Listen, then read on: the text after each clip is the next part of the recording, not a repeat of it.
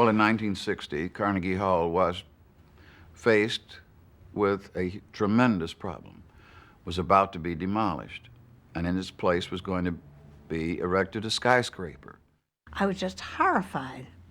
They was going to make, I believe, a parking lot. They thought 57th Street knew to that.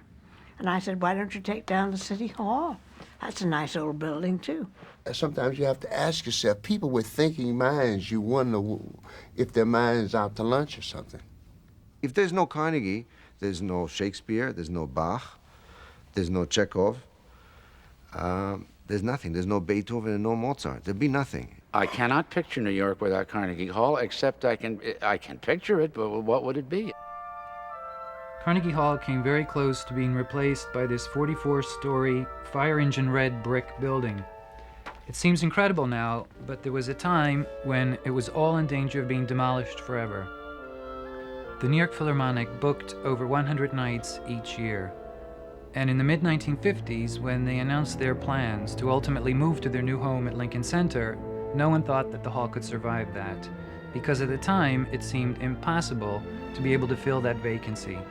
Suddenly, Carnegie Hall became more valuable as a piece of real estate than for what it represented.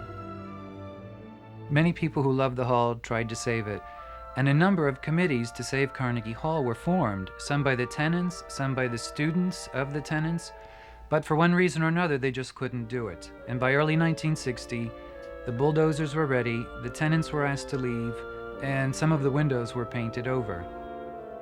It was Isaac Stern who stepped in at the last minute and really turned the whole thing around. As a musician, he knew what its loss would mean to us all. He brought together important people in the arts and politics and convinced them that more than just a building was at stake. His committee to save Carnegie Hall worked incredibly fast, and they accomplished in 5 months what others could not do in 5 years. Maybe it was only when we almost lost it forever that people began to realize how valuable and important Carnegie Hall really is.